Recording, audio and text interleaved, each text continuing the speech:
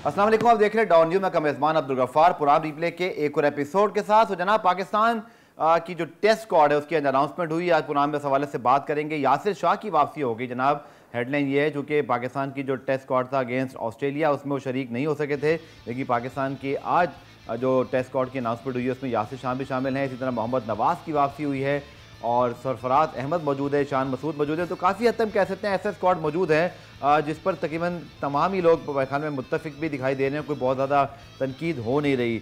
चूँकि तमाम ही main players मौजूद हैं, गो के साजिद को जो है वो ड्रॉप करना पड़ा क्योंकि यासिर शाह की वापसी थी, नवाज़ की वापसी हुई है।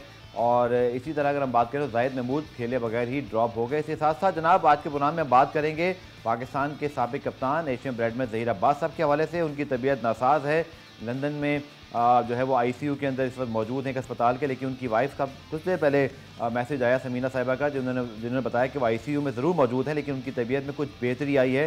तो हम सब दुआ गो हैं, आप सब भी दुआ कीजिए। 108 फर्स्ट क्लास सेंचुरियाँ, एशियन ब्रेडमैन सेंचुरी की सेंचुरियाँ बनाने वाले पाकिस्तान के वाहिद बैट्समैन और बहुत फिनोमिनल उनका रिकॉर्ड है। आईसीसी के साबिक प्रेसिडेंट भी हैं, बहुत बड़ा पाकिस्तान क्रिकेट का नाम है, हमेशा इज़्ज़त अफ़ज़ाई का बाइस बने हैं। और अब आप सबसे ये दरख्वास्त है कि उनके लिए दुआ करते रहें। इंशाअल्लाह अल्लाह ने चाहा तो ज़रूर वो सेहतियाब होकर पाकिस्तान वापस आएंगे। पुरान में इस हवाले से डिटेल बात करेंगे। पाकिस्तान के टेस्ट स्क्वाड के हवाले से भी पाकिस्तान के टेस्ट स्क्वाड की अनाउंसमेंट आउट हुई, इसके साथ साथ शेड्यूल भी अनाउंस हो गया। जैसे हमने कल बताया था कि 16 जुलाई से पहला टेस्ट, आज उसकी कंफर्मेशन होगी वेन्यू की भी कि गॉल में होगा। उसके बाद फिर 24 जुलाई से दोनों टीमें कोलंबो में दूसरे टेस्ट में मद्दे मुकाबिल होंगी। पाकिस्तान उससे पहले 6 जुलाई को पहुंचकर वहां पे प्रैक्टिस मैच भी खेलेगा। इस प्रोग्राम में आज पाकिस्तान के टेस्ट स्क्वाड के हवाले से डिटेल एनालिसिस करेंगे। मेरे साथ मौजूद है हमारे स्पोर्ट्स रिपोर्टर इमरान सिद्दीक, खुशामदीद कहते हैं। इसी तरह पाकिस्तान के साबिक टेस्ट क्रिकेटर और रुकन सिलेक्शन कमेटी तौसीफ अहमद साहब भी हमें ज्वाइन करें। तौसीफ भाई, पहले आपसे आगाज़ करूँगा। ऑन द कार्ड्स था कि यासिर शाह की वापसी की ज़रूरत महसूस हो रही थी क्योंकि ऑस्ट्रेलिया के खिलाफ सीरीज़ में स्पिनर्स कोई मैच विनिंग कारकर्दगी नहीं दिखा सके थे। तो आई थिंक एक बड़ा अच्छी अपॉर्चुनिटी उनके साथ है, क्योंकि क्रिकेट ज़्यादा नहीं खेली बहुत करीब वाले अरसे में, लेकिन परफॉर्मेंस दिखाई थी उन्होंने वनडे कप के अंदर भी और फिनोमिनल रिकॉर्ड है श्रीलंका के अंदर भी। तो आप क्या समझते हैं उनकी वापसी के हवाले से? बिल्कुल होनी चाहिए थी और मैं समझता हूँ जिस तरह भी पीछे उनको नहीं लिया, क्या वजूहत थी वो तो उसको हम छोड़ देते हैं। बल्कि हकीकत यही है जो आपने अभी कहा कि हमारे स्पिनर्स की इतनी अच्छी परफॉर्मेंस ऑस्ट्रेलिया के खिलाफ नहीं थी और नज़र आ रहा था। तो जाहिर है हम कह भी रहे थे कि उस वक्त के जाहिद महमूद को आप जो है वो एक कर इसलिए थोड़ा सा जी तौसीफ अहमद साहब की जो है आवाज़ हम तो कुछ मसूल नहीं उनको रिकनेक्ट करते हैं, लेकिन मैं आपके सामने स्क्वाड भी जनाब बता देता हूँ, फिर इसका पैकेज भी चला देते हैं। पाकिस्तान के स्क्वाड में बाबर आजम शामिल है, इसी तरह मोहम्मद रिजवान मौजूद हैं as a wicket keeper batsman, फिर अब्दुल्ला शफीक हैं, अजहर अली हैं, फ़हीम अशरफ बतौर ऑलराउंडर हैं, फवाद आलम हैं, हारिस रऊफ भी मौजूद हैं। बहरहाल इस पर मुझे एतराज़ है कि उनकी टेस्ट की क्रेडेंशियल मौजूद हैं। इमामुल हक हैं, इसी तरह नवाज़ हैं, नसीम शाह हैं, नुमान अली हैं, सलमान अली आगा की वापसी हुई है टीम के अंदर, इसी तरह Sarfaraz Ahmed backup wicket keeper हैं, सऊद शकील, शाहीन शाह अफरीदी, शान मसूद और यासिर शाह। बेखल में इमरान आप भी शायद एग्री करेंगे कि वो बहुत डिबेटेबल किस्म के पॉइंट्स यहाँ नहीं है, सिवाय इसके कि जाहिद महमूद टेस्ट स्क्वाड में शामिल थे, उनको खिलाए बगैर हमें बाहर कर दिया। उनसे हम बात करते हैं, फिर तौसीफ भाई के पास दोबारा चलते हैं। इमरान, आई थिंक एक तो अच्छी बात यह कि टेस्ट स्क्वाड की अनाउंसमेंट हो गई क्योंकि इसके बारे में बहुत दिन से इंतजार हो रहा था, फिर शेड्यूल भी अनाउंस हो गया। श्रीलंका में छाए जो खदशात के बादल भी थे वो भी छटी चुके हैं क्योंकि ऑस्ट्रेलिया भी वहाँ मौजूद है। आप ही क्या रहे टेस्ट स्क्वाड के अंदर? यासिर शाह की बारह इंक्लूजन हेडलाइन ज़रूर है और ये मस्ट नीडेड थी। देखिए, यासिर शाह के एक अच्छा पॉइंट ये भी है कि वो उनको अपनी एक वहाँ जो उनको सपोर्ट मिलेगी, श्रीलंका में उनकी वापसी हो रही है। अगर किसी और मुल्क में होती तो फिर शायद उनको लिए थोड़ी सी मुश्किल होती है। अब सपोर्टिंग विकेटों पे उनकी वापसी हो रही है, जो कि मैच विनर बॉलर तो वो है, हर जगह परफॉर्म किया है। दूसरा, आपने जो टीम का जिक्र किया, कामरान गुलाम, आपको पता है कि बहुत उन्होंने परफॉर्म किया है डोमेस्टिक में, उनको अभी तक टीम में नहीं लिया गया। सलमान अली आगा ने भी परफॉर्म किया लेकिन कामरान गुलाम ने बहुत अच्छा परफॉर्म किया है बहुत। और पीएसएल में भी आप देखें तो लाहौर कलंदर से भी उन्होंने बहुत अच्छा किया, तो कामरान गुलाम हो सकते थे। और दूसरा, जाहिद महमूद के साथ थोड़ी सी मुझे लगता है कि नाइंसाफ़ी हुई है, वो बगैर खेले ड्रॉप हो गए। लेकिन यासिर शाह की जब वापसी हो रही थी तो फिर उनको एडजस्ट करना बहुत मुश्किल है। फिर आप बिल्कुल दो लेगी मुश्किल हो जाते हैं। नुमान अली है, साजिद खान को ड्रॉप करके उनको जो है लेके आए। हसन अली की इंक्लूजन एक मरतबा फिर जो है सवालिया निशान होगी क्योंकि परफॉर्मेंस हम सबके साथ टेस्ट में परफॉर्मेंस ठीक है, लिमिटेड ओवर्स में इमरान का प्रॉब्लम है। तौसीफ भाई की टेस्ट में ऑस्ट्रेलिया के खिलाफ इतनी कोई अच्छी परफॉर्मेंस नहीं थी, तीनों टेस्ट में उनकी परफॉर्मेंस इतनी अच्छी नहीं थी। अब देखते हैं क्या उनकी परफॉर्मेंस होती है। काउंटी में तो फर्स्ट क्लास क्रिकेट में उन्होंने अच्छी परफॉर्म किया है, लेकिन अब मुझे लगता है वही बेस अच्छी बन गई जो कि उन मैचेस के अंदर उन्होंने बड़ी अच्छी परफॉर्मेंस दी थी। तौसीफ भाई, आप ही क्या राय है जो मोहम्मद नवाज की इंक्लूजन है, गो के बहुत अरसे पहले, पुरानी बात नहीं है, आप भी सिलेक्शन कमेटी रहे कुछ अरसे पहले, तो नवाज ऑलमोस्ट फेड आउट हो गए थे सिस्टम से, लग रहा था जैसे वो अब अभी टीम का हिस्सा नहीं बनेंगे, लेकिन लिमिटेड ओवर्स में अच्छी परफॉर्मेंस है। Do you think he is a good test bowler? क्या बिल्कुल बन सकते हैं। वजह उसकी है कि देखें लेके जा रहे हैं, स्क्वाड है ये लेके जा रहे हैं, और बहुत लंबा मतलब ऐसा नहीं है 2 टेस्ट मैच हैं, इसलिए उनको लेके जा रहे हैं। जाहिर है कि नुमान अली भी मौजूद है, वही फिक्रें हैं कि थोड़ी सी कि कहीं ऐसा ना हो कि हम ऑलराउंडर दोबारा इंक्लूड करना शुरू कर दें। प्योर बॉलर को इंक्लूड करना चाहिए, और नो डाउट उसमें शॉर्ट फॉर्मेट में उसने परफॉर्मेंस दी हुई है। बट ठीक है, मेरा मानना यह है कि आप जिनको साथ लेके चलना है ना, उनको साथ रखें और देखें। शान मसूद को आप ले आए, अगर यही काम हमारे कहने पे सब कुछ करना है तो फिर तो गलत है ना। शान मसूद को लाने का मकसद ही यही था कि जो है हम जो बार बार कह रहे थे कि जी 3 मिडल ऑर्डर या 4 ओपनर या 4 मिडल ऑर्डर, तो वो आप सामने आ रही हैं। तो मैं इस स्क्वाड को इतना बुरा नहीं कहूँगा। सलमान अली आ टीम के साथ काफी टूर किए, उसमें एक्सपीरियंस है, बट वो कहाँ खेलेंगे ये देखना पड़ेगा। आपके ख्याल में तस्वीर भी है कि जाहिर बात है नुमान साजिद से पहले खेल रहे थे, नुमान की परफॉर्मेंस बैटिंग में भी कुछ बेहतर रही है, बल्कि पुराने में ब्रेक शामिल करते हैं। ब्रेक से वापस आकर तौसीफ भाई इमरान से डिस्कस जरूर करेंगे कि हमारी 11 का बनेगा, क्योंकि ये बहुत इंपॉर्टेंट है कि श्रीलंका की टीम ने कल ही ऑस्ट्रेलिया को जो है वनडे सीरीज में हराया, एक बड़ी उनकी जो है इमरजेंस हुई है दोबारा से वर्ल्ड क्रिकेट के अंदर। इसको डिस्कस करेंगे शॉर्ट कमर्शियल ब्रेक के बाद। दीपने में खुशामदीद बात करें पाकिस्तान के टेस्ट स्क्वाड की अनाउंसमेंट पे, और हम बात कर लेते हैं तौसीफ भाई इमरान से। और अगर आप देखें तो आई थिंक मानना पड़ेगा तौसीफ भाई कि फवाद आलम के लिए भी बड़ी इंपॉर्टेंट सीरीज है। गोके बड़ी कंसिस्टेंट परफॉर्मेंस दे रहे थे, लेकिन ऑस्ट्रेलिया के खिलाफ सीरीज में खासतौर पर फास्ट बॉलर्स ने उन्हें बड़ा जो है वो एक्सपोज किया। लेकिन श्रीलंका में से पहले भी डेब्यू पे सेंचुरी की है, स्पिनर्स को बहुत अच्छा खेलते हैं, और मेरा नहीं ख्याल कि श्रीलंका के पास कुछ इस तरह के पाए के बॉलर हैं फास्ट बॉलर, जैसे कि ऑस्ट्रेलिया के पास पैट कमिंस या मिचेल स्टार्क तो है ही वर्ल्ड क्लास हैं। तो एक इंपॉर्टेंट सीरीज है फवाद आलम के लिए भी। यार 2-3 मैचों से अब अगर अंदाजे लगाने लगे, ठीक है, अपनी जगह है वो अपनी टाइम। तौसीफ भाई से हमारा राब्ता जो है दोबारा मुनक़ता हुआ, तो दोबारा बात करते हैं। इमरान, ये बात तो तौसीफ भाई की ठीक है कि 2-3 मैचेस से तो ज़्यादा नहीं होता, लेकिन जब आप एक बैट मैच आ जाए और फिर उसके पीछे भी हो कि मतलब आपके ऊपर बहुत डिबेट हुई हो, तो सिर्फ फवाद आलम के एंगल से मैं बात करूँ कि I think is a very fine player, but वो कभी कभी है ना, कभी कभी आपको परफॉर्मेंस करके दिखानी पड़ती है जब आप एक बैड पैच से गुजरते हैं। ये मेरा पॉइंट। देखिए, उनकी जो एक सीरीज़, बिल्कुल ठीक कहा तौसीफ साहब ने, एक सीरीज़ पे जज नहीं करना चाहिए, लेकिन जो उनकी जो बात ज़्यादा उनकी परफॉर्मेंस से ज़्यादा उनके स्टांस पर होती है कि जब आप दुनिया के नंबर 1 और नंबर 2 बॉलर्स को अगर खेल रहे हैं और आपका जो स्टाइल है वो इस तरह का है कि मतलब आप उसको रिस्पेक्ट उस तरीके से नहीं दे रहे जिस तरीके का वो बॉलर है, तो वो आपको ट्रबल तो करेगा। जिस तरह पैट कमिंस ने बोल्ड किया, उनको LBW किया, उनको आने में टाइम लगता है। पेस बॉलर में उनको थोड़ी सी स्ट्रगल हो रही है। मोहम्मद यूसुफ मौजूद हैं ड्रेसिंग रूम में, ज़ाहिर है वो उन पर ज़रूर काम कर रहे होंगे।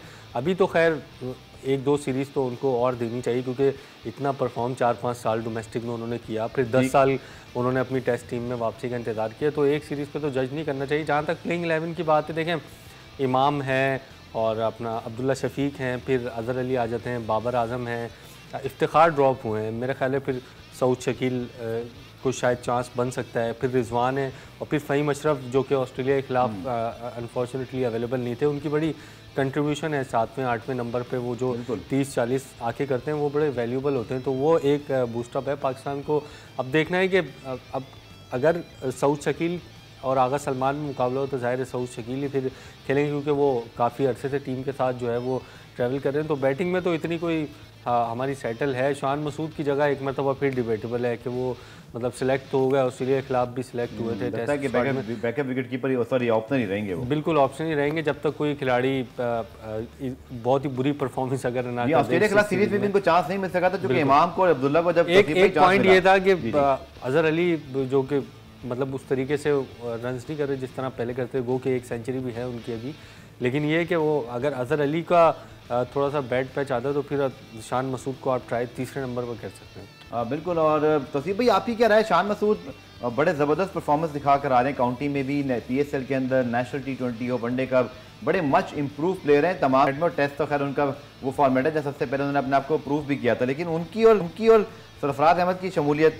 लगता नहीं है कि कोई चांस मिल पाएगा। आप ही क्या राय बतौर सिलेक्टर? आई थिंक जो टीम ऑस्ट्रेलिया के खिलाफ हमारी बैटिंग लाइन खेली, अच्छी खासी परफॉर्मेंस थी बैटिंग की। तो हाँ बिल्कुल, परफॉर्मेंस तो बहुत अच्छी थी, बस हम उस पर क्वेश्चन मार्क यही हो रहा था कि ऊपर से अगर हमारे माशाल्लाह स्कोर हो रहा है और अगर नहीं हुआ तो मिडिल ऑर्डर हमारा इतना अच्छा नहीं कर रहा था।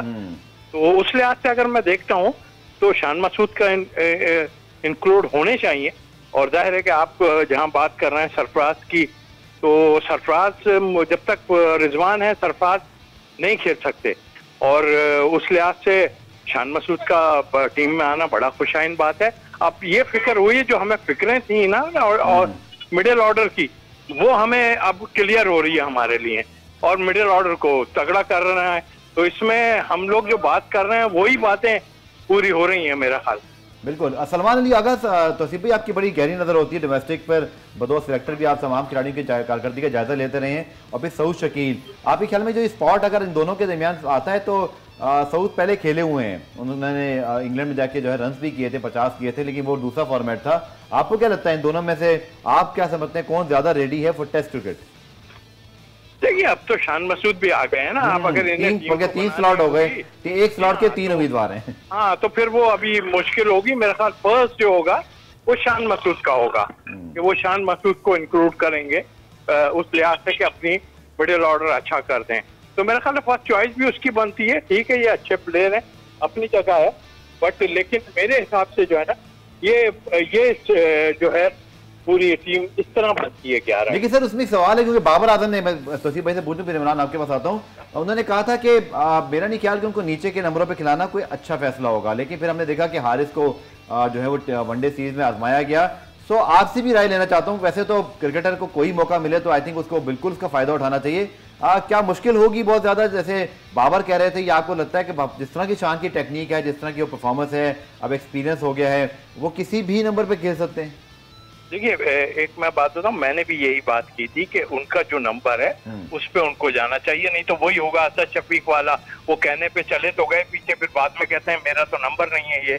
तो ये अपनी जगह है, बट आई थिंक मेरा ख्याल है 3 नंबर उनका बेस्ट है। अच्छा, आदम गिलक्रिस्ट को आप देख लें, अगर आपको याद हो तो वो फिर नीचे उनको ले गए थे। नीचे क्यों ले गए थे?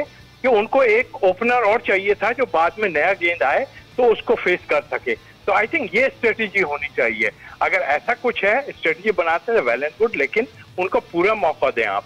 ये ना हो कि आप उनको जो है ना, अगर वो मिडिल ऑर्डर में जा भी रहे हैं, लेकिन एक स्ट्रेटेजी नजर आ रही थी आदम गिलक्रिस्ट के उसमें ऑस्ट्रेलियन की, वो पे कर गई थी। तो आई थिंक मेरे ख्याल इस तरह अगर करेंगे तो ज्यादा बेहतर रहेगा। इमरान, अब ये तौसीफ भाई की बात ठीक है, और हम भी आई थिंक ये समझते हैं, बिलीव हमारा, कि शान की जितनी एक्सपीरियंस हो गया है, he can perform at any number. लेकिन जो बाबर की स्टेटमेंट आपने प्रेस कॉन्फ्रेंस अटेंड की हुई, जिसमें वो कह रहे थे कि मेरा नहीं ख्याल कि उनको खिलाना चाहिए, लेकिन फिर चीफ सेलेक्टर ने जो है वो उनको टीम में सेलेक्ट भी किया हुआ था, जैसे कि टेस्ट टीम के अंदर हारिस को हमने खिलाया नीचे। सो कंफ्यूजन जो है ना, मुझे लगता है टीम मैनेजमेंट को दूर करनी है। आई थिंक बाकी हमें तो कोई कंफ्यूजन नहीं कि शान कहाँ खेल सकते हैं। देखिए कहाँ खेल सकते हैं, ये बहस होगी ही नहीं श्रीलंका में। आप देखें अब्दुल्ला, इमाम, फिर अजहर, 6 तो पूरे हैं, अजहर, बाबर चौथे पे, फवाद 5वें पे, और रिजवान है, और फिर फहीम 7वें पे। अगर 4 बॉलर हैं, तो ये तो आपकी टेस्ट टीम पूरी यही है।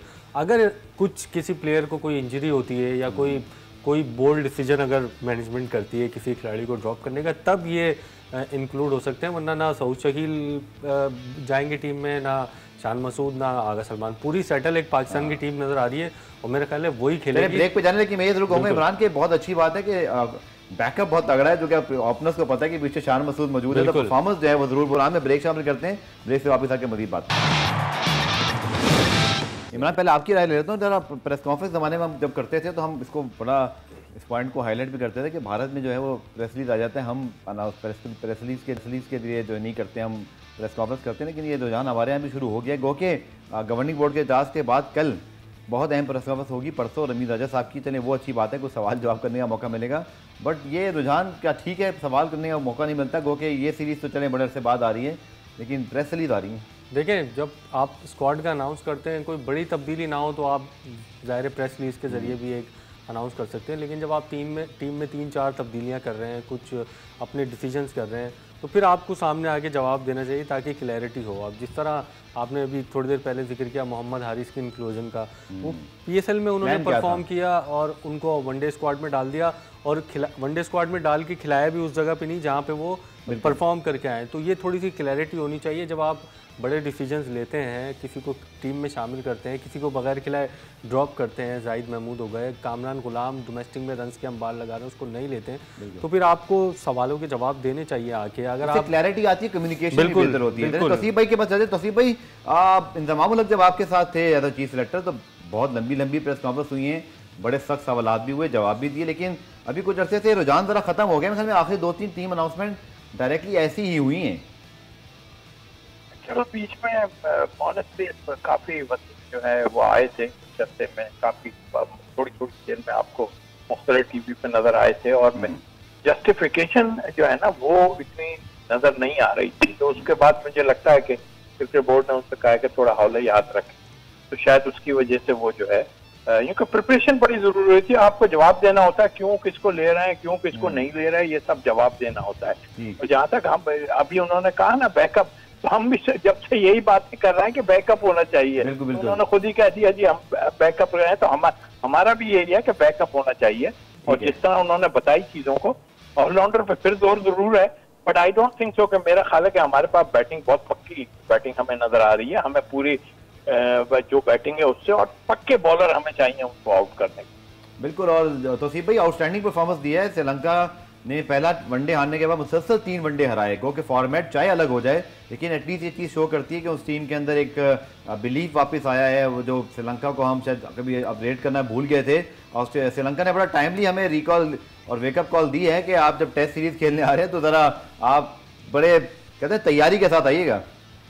देखिए हर टीम अपनी प्रिपरेशन कर रही है, उनको कहाँ क्या है हम अपनी तरफ ही देख रहे थे ना। हम वही प्रिपरेशन जो हम चाह रहे हैं वही आप नजर आनी हमें थोड़ी सी शुरू हुई है कि हम बैकअप की बात कर रहे हैं। मतलब दूसरी टीमें तो अपने बैकअप बना रही हैं। आप देखें ऑस्ट्रेलिया एक नया लेग स्पिनर लेके आया, उसको पूरा चांद दिया उन्होंने, लाके खिलाया, गो के वो इतना एक्स्ट्रा ऑर्डिनरी नहीं था, पूरा चांद दिया। हम लोग ये हमारे में नहीं हो रहा। मौके पे आप पता नहीं क्यों चाहते नहीं है, क्या बैकअप की जो बातें कर रहे हैं, आपको मौका देना चाहिए सबको। ठीक है, चलिए बहुत बहुत शुक्रिया तौसीफ भाई। पुराने ब्रेक शामिल करते हैं, ब्रेक से वापस आकर बैट्समैन पाकिस्तान के साबिक कप्तान ज़हीर अब्बास साहब के हवाले से बात करेंगे, उनकी तबीयत में कुछ बेहतरी आई है। मिलते हैं शॉर्ट कमर्शियल ब्रेक के बाद।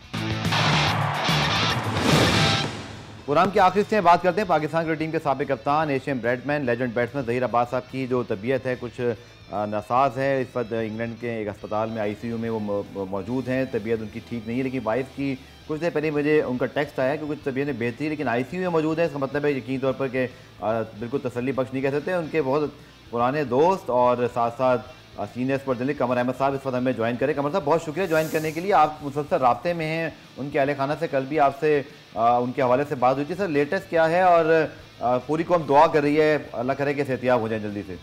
हाँ, लेटेस्ट यही है कि वो saint Mary's hospital Paddington London में वो एडमिटेड है और वो हालत उनकी क्रिटिकल है, तशवीशनाक है और उनकी वाइफ उनके साथ ICU में है। किसी शख्स को मिलने की इजाज़त नहीं है।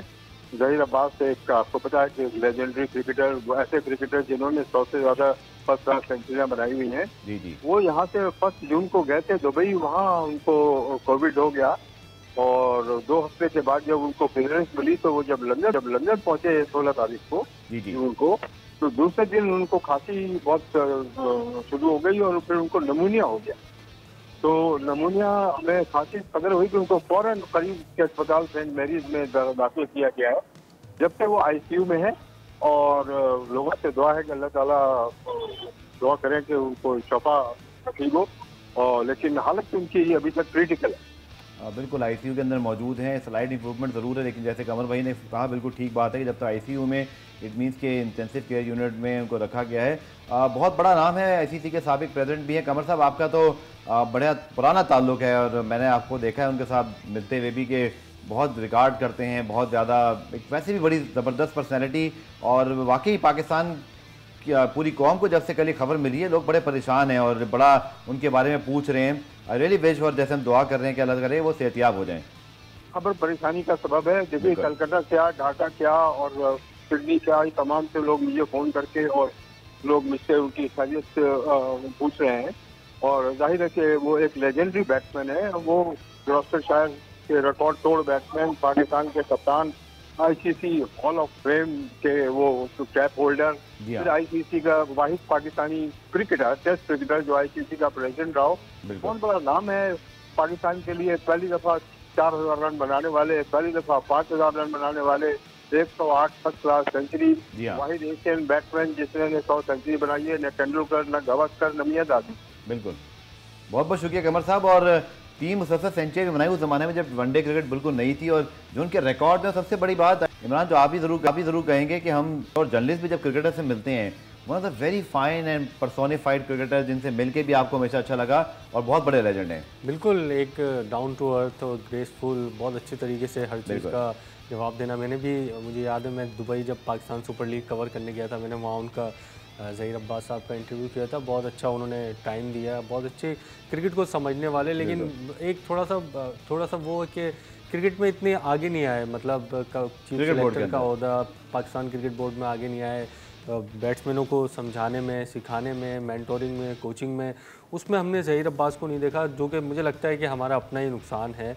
अगर वो होते इस फील्ड में भी तो मुझे लगता है पाकिस्तान क्रिकेटर्स की, जिस तरह कमर साहब ने जिक्र किया है, इंग्लैंड में ग्लॉसर से जाने से उन्होंने बड़ी परफॉर्मेंस दी, ऑस्ट्रेलिया हर जगह रन्स किए, तो हमारे जो बैट्समैन स्ट्रगल करते हैं इंग्लैंड, ऑस्ट्रेलिया, न्यूजीलैंड वगैरह में जाके, तो वो बड़ी काम की चीज़ होती है। देखिए, अगर आप फॉर्मर क्रिकेटर से किसी एक चीज़ भी लेते रहें, जावेद मिराज से एक चीज़, ज़हीर अब्बास से एक चीज़, तो बड़ा फायदा होता है। ठीक है, पुरान का वक्त खत्म हुआ कि हमें यूटिलाइज करने की बहुत जरूरत है कि हमारे जो लेजेंड्स हैं उनको हम जरूर यूटिलाइज करें।